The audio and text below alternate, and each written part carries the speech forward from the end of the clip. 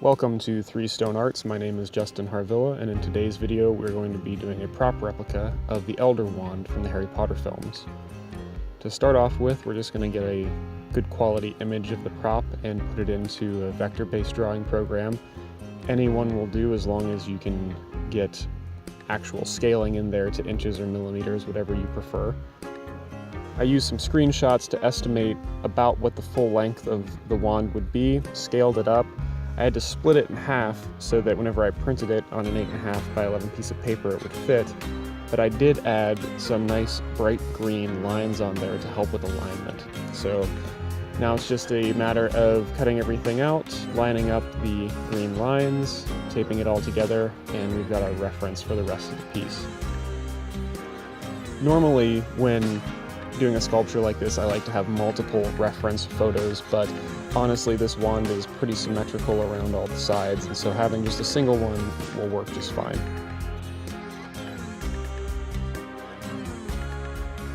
We're going to need to wear gloves for this project, so be sure to remove any jewelry that you might be wearing. This is Apoxi Sculpt. It's a two-part sculpting material. You blend it 1-to-1, so equal parts A, equal parts B. You just squish it together until the color becomes uniform, and then you've got about, I think it's 4 to 6 hours for it to fully cure. So it starts off this really nice doughy consistency, and over the course of a few hours it will become more and more firm until it's completely hardened. And the armature that we're using is a steel TIG welding rod, and TIG welding rods are really great to just have in the shop. I have a bunch of different diameters in both steel and aluminum that I use for making tools or making armatures. They're very cheap to get. You can buy it in bulk, so I highly recommend that you order some of that just to have around. These little tick marks that you see on the side of the wand here just show me where all of the big forms are going to go for all the little knuckles and bumps that are on the wand itself. So now that I have those laid out, I can just start adding material where it needs to be and removing material. The sort of handle section I'm working on now has this very wide sort of lump on it that has this interesting hourglass shape that leads down to a little thin section. It's actually the thinnest part of the wand, except for the very tip of it, that has runes scribed into it, and that's a very important part of the design. It's one of the most standout features of the whole piece. Whenever you are doing prop sculptures like this, it's important to really observe where the most iconic features of the sculpture are, and you don't want to lose those.